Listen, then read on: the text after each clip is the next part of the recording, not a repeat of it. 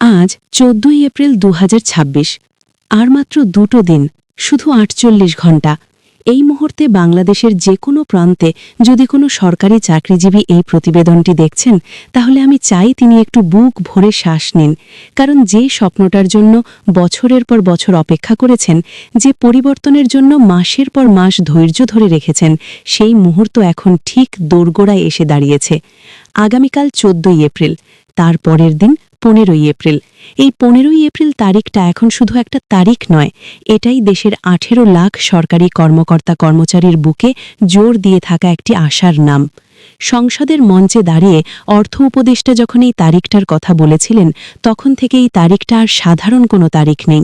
এটা একটা প্রতিশ্রুতি, একটা দায়বদ্ধতা, একটা জাতীয় অঙ্গীকার।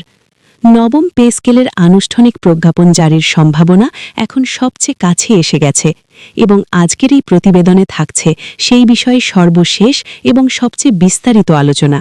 তাই একদম শেষ পর্যন্ত মনোযোগ দিয়ে দেখুন এবং এখনই চ্যানেলটি সাবস্ক্রাইব করে রাখুন, কারণ নবম পে স্কেলের প্রতিটি আপডেট সবার আগে পাবেন শুধুমাত্র এই চ্যানেল থেকেই। আজ ১৪ই এপ্রিল, পহেলা বৈশাখের আগের দিন, নতুন বছরের আগের দিন। বাংলা নতুন বছর শুরু হওয়ার ঠিক আগে যদি নবম পে স্কেলের গ্যাজেট জারি হয়, তাহলে সেটা হবে বাংলা নববর্ষের সবচেয়ে বড় উপহার এই দেশের সরকারি চাকরিজীবীদের জন্য। একটি নতুন বছরের শুরুতে একটি নতুন পে স্কেল, একটি নতুন আশার সূচনা। এর চেয়ে ভালো কোনো সূচনা আর কি হতে পারে? কিন্তু এই আনন্দের মুহূর্তটা পুরোপুরি উপভোগ করতে হলে আগে বুঝতে হবে এই পথটা কতটা দীর্ঘ ছিল, কতটা কঠিন ছিল, এবং এই পথ পেরিয়ে আসতে এদেশের সরকারি চাকরিজীবীদের কতটা সহ্য করতে হয়েছে। ২০১৫ সাল থেকে আজ পর্যন্ত ১১টি বছর। এই ১১ বছরে বাংলাদেশের প্রতিটি সরকারি পরিবারের গল্পটা মোটামুটি একই রকম। প্রতি মাসে বেতন পেলে প্রথমেই হিসাব করা।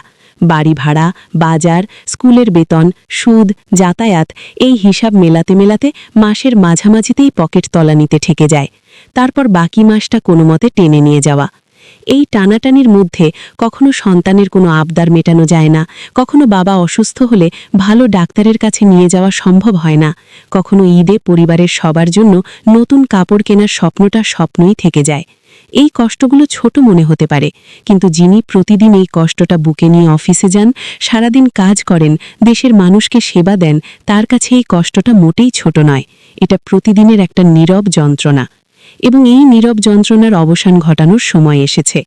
আজকে অর্থ মন্ত্রণালয়ের বিভিন্ন সূত্রের সঙ্গে যোগাযোগ করে যা জানা গেছে তা অত্যন্ত আশাব্যঞ্জক। ভেতরে যা পরিবেশ চলছে তা দেখে মনে হচ্ছে সরকার এবার সত্যিই প্রস্তুত। প্রতিটি বিভাগে কাজের গতি রীতিমতো যুদ্ধকালীন পরিবেশের মতো। যারা সরাসরি এই প্রক্রিয়ায় যুক্ত আছেন, তারা রাত দিন পরিশ্রম করছেন। গ্যাজেটের ভাষা চূড়ান্ত করা হচ্ছে, প্রতিটি গ্রেডের বেতনের সংখ্যা যাচাই করা হচ্ছে, প্রতিটি ভাতার পরিমাণ ঠিক করা হচ্ছে। অর্থাৎ প্রক্রিয়া শেষের দিকে, এখন শুধু চূড়ান্ত অনুমোদন এবং আনুষ্ঠানিক গ্যাজেট প্রকাশের অপেক্ষা। এই মুহূর্তে একটা প্রশ্ন অনেকের মনে উকি দিচ্ছে। এতবার আশা করেছি, এতবার হতাশ হয়েছি, এবার কি সত্যিই হবে? এই সংশয়টা অত্যন্ত স্বাভাবিক, কারণ অতীতে একাধিকবার নানা তারিখের কথা শোনা গেছে, নানা প্রতিশ্রুতি এসেছে, কিন্তু বাস্তবে রূপ পায়নি। সেই তিক্ত অভিজ্ঞতা অনেকের মনে এখনও তাজা ক্ষতের মতো আছে। কিন্তু বিশেষজ্ঞরা বলছেন এবারের পরিস্থিতি সত্যিকার অর্থেই ভিন্ন। এবার পার্থক্যটা হলো ঘোষণাটা এসেছে জাতীয় সংসদ থেকে। অর্থ উপদেষ্টা সংসদের মঞ্চে দাঁড়িয়ে একটি নির্দিষ্ট তারিখ বলেছেন। এটা কোনো সামাজিক মাধ্যমের গুজব নয়, কোনো অনির্ভরযোগ্য সূত্রের তথ্য নয়। এটা রাষ্ট্রের সর্বোচ্চ আইনসভায় একজন দায়িত্বশীল ব্যক্তির দেওয়া কথা। এই ঘোষণা থেকে সরে আসার মানে হবে রাষ্ট্রের বিশ্বাসযোগ্যতা প্রশ্নের মুখে পড়া, আর সেটা কোনো সরকারই চাইবে না। তাই এবার প্রতিশ্রুতি পালনের সম্ভাবনা আগের যে কোনো সময়ের চেয়ে অনেক বেশি। এবার দেখা যাক নতুন পে স্কেলে কি কি পরিবর্তন আসছে। মূল বেতনে যে বৃদ্ধি আসছে তা সব গ্রেডে সমান হবে না।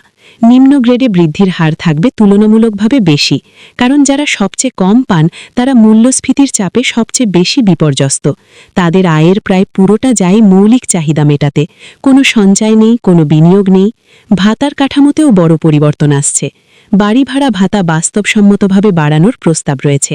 ঢাকায় একটি 2 কক্ষের বাসার ভাড়া 15-20 হাজার টাকা হলেও বর্তমান ভাতা তার কাছাকাছিও নয়।